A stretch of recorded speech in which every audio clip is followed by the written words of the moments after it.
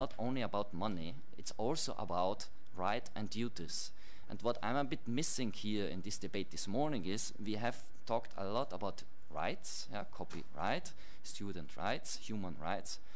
But there's also this other side, and I think this is duty, because if I have the right, author rights, it's also my duty to see if my author right is not challenging another author right from Adam, for example, because I just cited him.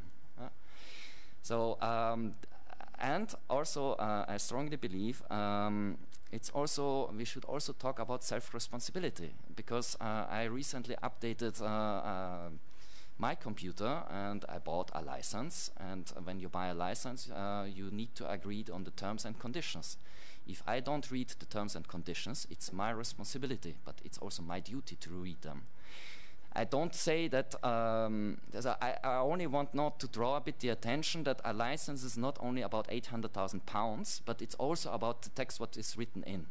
And I agree that also we can discuss very long time about the text and if we agree or disagree. That's not my point, I fully agree on that, but it's just that a license for me is also a bit more, and I think we should also see it from a bit different point of view. So this is a bit my comment that I wanted to do on this. And I agree also maybe that the state per se has a responsibility, and the responsibility of the state is certainly to facilitate cooperation, or in the case, I know that in my ministry also we take over these fees in order to assure that schools have the access to certain information and platforms and so on.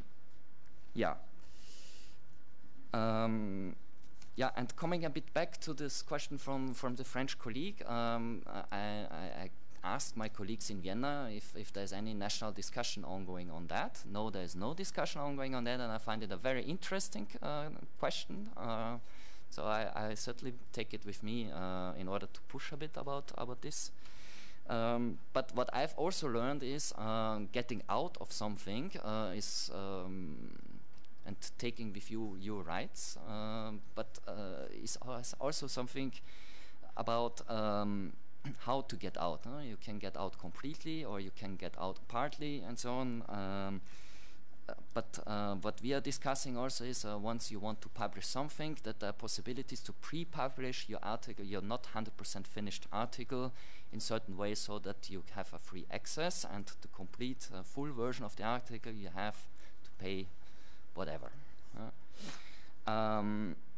So just to resume, is that yes, we are very much in favor of open educational resources. We are very much in favor of open access, but we are also very much in favor of cooperation and helping universities at national levels in order to build critical mass, in order to have a better negotiation position when it comes to negotiating with publishers, license organization, or whatever. But we always should have in mind also that these things is not always about money, but it's also, and not always about rights, but also about duties. Yeah, I think I want to finish here. Thank you. Okay. Thank you very much, Florian, for your position. We are almost 25 minutes late. We will take 2 more questions. And first, Teresa will clarify this £80,000. She asked me before. So, Teresa. Okay, just to clarify, £800,000 was the legal costs incurred by the schools to challenge in court one license.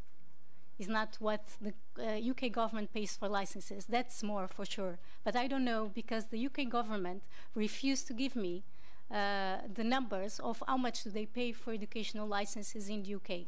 They refused to give me that information based on the fact that that's commercial sensitive information of publishers.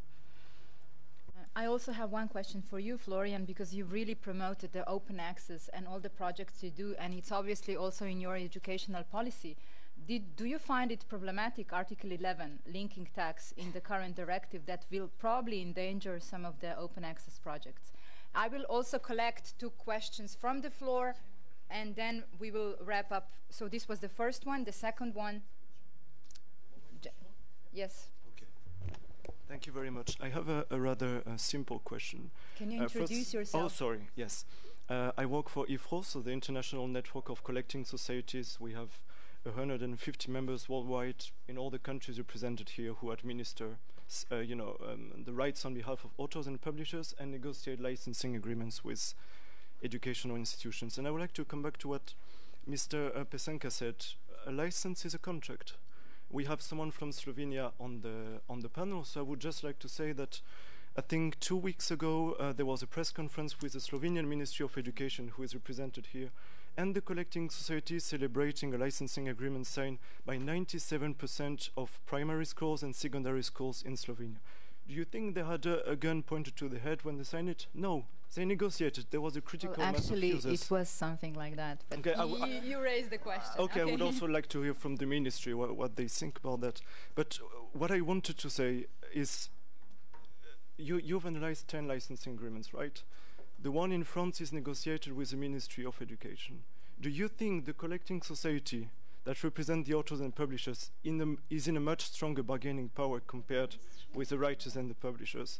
In the UK, it's all the presidents of UK universities. Do you think that they are weak compared with the small collecting society in the UK? And my question to you is, of the licenses that you have analyzed, can you tell us which ones were single schools forced to abide by terms and conditions that they refused but were obliged to take? Do you have one example out of the licensing agreements you've analyzed? Thank you very much. Thank you very much for the questions. These were two questions. I was alarmed that the translators who are doing their very good job would need to take a break. And so can we answer these questions? And thank you very much for this. We are like 25 minutes over the time. So first is a sort of a comment. It's a question to whom? To me? No, to Sorry. So the licenses that I've analyzed are all collective licenses. So they are signed between collecting society and the ministries of education of those countries. I did not analyze individual licenses because that would be too much, and we have not enough resources. So we only analyze collective licenses. Regarding to your question, whether I think that schools, or in this case ministries, will have less power than publishers or right holders or collecting societies, I think from the moment on you say that on the law that you either buy a license or you cannot use the work, you lose the power to negotiate anything. Okay? No, I'm telling you that. No, I can give you. Look, if you look into my study, you have licenses from the UK, France, and Finland. The UK is the only country that gives priority to licenses. Finland have extended collective licenses, and France only has agreements to set the remuneration, the compensation. And I can tell you from the 10 licenses that I've analyzed, 4 from the UK, they are far the worst that I have in this group. Sorry?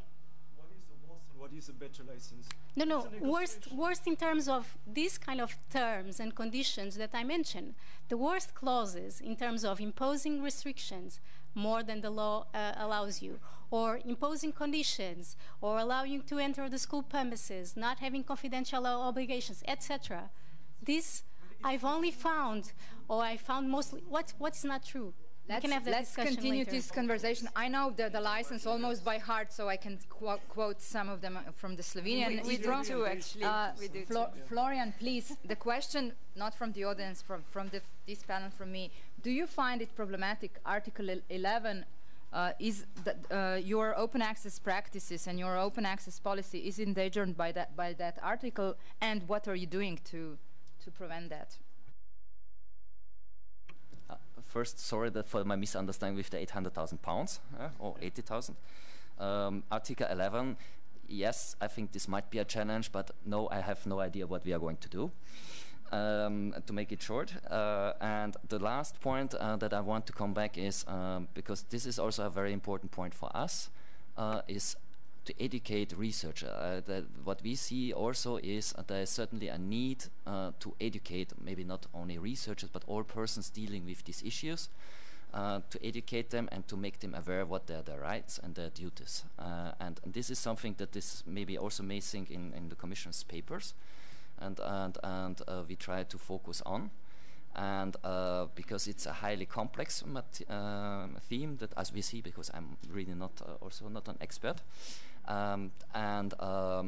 this is something that we have certainly to work all together and also as a ministry. Thank you. Thank you very much for all the panelists. Thank you very much for all the questions. Thank you for understanding if I didn't take all the questions or if I interrupted any of you. I hope you gained some interesting information, and let's talk it over the lunch, which is on the agenda now. Thank you also to the interpreters that they sticked with us so long. We are coming back in 1 hour. At 2:15, we are meeting again in this room. And also, like Eduardo asked me, that we will continue after the break in 3 different working groups. So you should take a good look in the agenda and take the right the working group that suits best for you. It's going to please, I will not repeat now. Just take a good look on the description and enjoy the work. And before that, enjoy the lunch. Thank you very much.